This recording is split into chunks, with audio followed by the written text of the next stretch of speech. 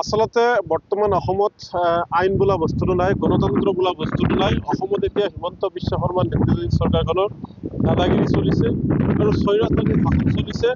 চাওক, অসমত যেনেকুৱা ধৰণৰ শাসন চলিছে, অসমত এতিয়া ৰাষ্ট্ৰপতি শাসনৰ প্ৰয়োজন হৈছে। অসমৰ প্ৰতিটো ঠাইত, বিভিন্ন ঠাইত বৰ্তমান হিমন্ত বিশ্ব শৰ্মা নেতৃত্বাধীন চৰকাৰখনে বাছি বাছি মুছলমানসকলক টাৰ্গেট কৰি কৰি যি উচ্ছেদ কৰা আৰম্ভ কৰিছে, মানে ইয়াৰ আঁৰৰ উদ্দেশ্য আমি কিছুমান আছে বুলি ভাবিছোঁ। এটা হৈছে তেওঁৰ সাম্প্ৰদায়িকতাবাদ, আৰু দ্বিতীয়টো হৈছে যে আদানী আম্বানীক অসমখন গতাই দিব লাগে। ডক্টৰ হিমন্ত বিশ্ব শৰ্মাই আদানী আম্বানীক অসমখন গতাই দিয়াৰ বাবে এটা পৰিকল্পনা ৰচিছে। আৰু চাওক, আজিৰ পৰা 10-15 বছৰ পাছত এই অসমখনত মানে আদানী আৰু আম্বানীৰ ৰাজ চলিব, আৰু সাধাৰণ যি মানুহ আছে, দুখীয়া মানুহ, তেওঁলোকৰ খাবলৈ নহ'ব। গতিকে এই আজি যি দেখি মানে জানিবলৈ পাৰিছোঁ যে বিলাসীপাৰা অঞ্চলত যি উচ্ছেদ হৈছে, প্ৰশাসনে ম্যাদী যি মাটি আছে, সেই মাটিসমূহতো তেওঁলোকে উচ্ছেদ কৰিবলৈ চলাইছিল। তাৰপিছত হেনো বিভিন্ন হাই কাজিয়াৰ সূত্ৰপাত হৈছে। আচলতে ম্যাদী মাটিত উচ্ছেদ কৰিব নালাগে। উচ্ছেদ শব্দটোৱেই বেয়া, উচ্ছেদ শব্দটোৱেই অগণতান্ত্ৰিক। তথাপি প্ৰশাসনে ম্যাদী মাটিত উচ্ছেদ কৰিব যোৱাটো বৰ দুৰ্ভাগ্যজনক আৰু গৰিহণাৰ যোগ্য কথা। তাৰোপৰি চাওক, আমি জানিবলৈ পাৰিছোঁ যে এটা পৰিয়ালক 50,000কৈ টকা তেওঁলোকে ক্ষতিপূৰণ দি আছে বেলেগ ঠাইত ঘৰ চৰ বনাই লোৱাৰ কাৰণে। চাওক, এখন ঘৰত কাৰোবাৰ 3জন ল'ৰা আছে, কাৰোবাৰ 4জন ল'ৰা আছে, এনেকৈ 6-7জনীয়া পৰিয়াল থাকে। 50,000 টকাত জানো তেওঁলোকে সেই ঘৰখন বনাব পাৰিব? 50,000 টকাত একো নহয়। হিমন্ত বিশ্ব শৰ্মাৰ একাপ চাহৰ দাম 50,000 টকা, আৰু এটা সাধাৰণ মানে 4-5জনীয়া পৰিয়াল নিজৰ ল'ৰা ছোৱালী, গৰু ছাগলী, জীৱ জন্তু লৈ কেনে 50,000 টকাত ঘৰ বনাব জানো পাৰে? নিশ্চয় নোৱাৰে।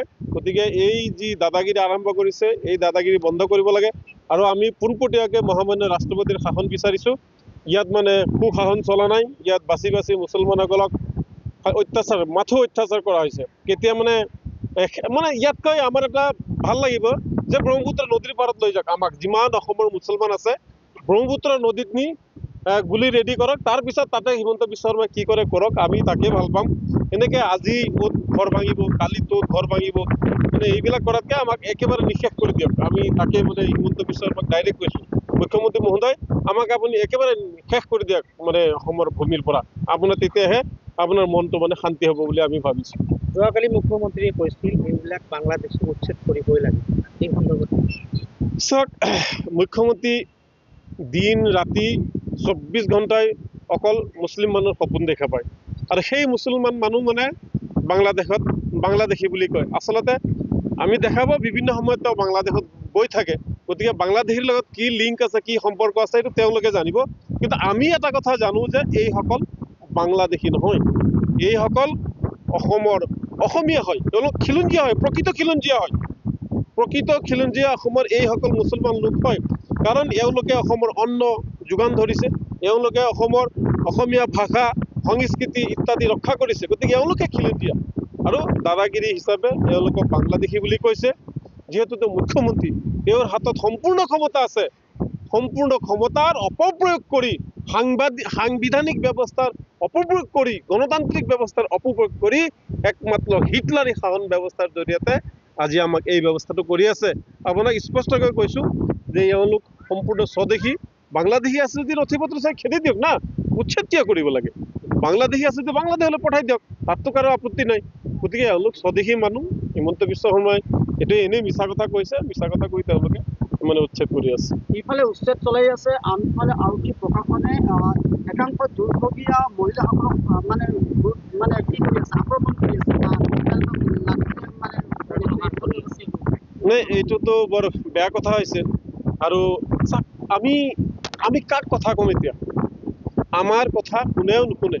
যেতিয়া মুখ্যমন্ত্ৰী, ৰাজ্যৰ গৃহ বিভাগৰ দায়িত্বত থকা মুখ্যমন্ত্ৰী ডাঙৰীয়াই যেতিয়া বিভিন্ন কথা কৈ থাকিব, আৰক্ষীটো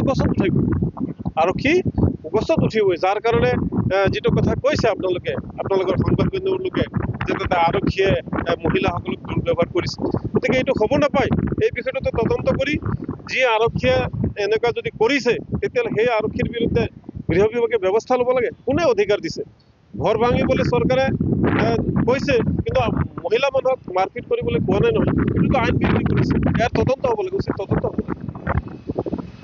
যিকোনো খবৰৰ বাবে যোগাযোগ কৰক 7099017330 লগতে 7099017110 নম্বৰত।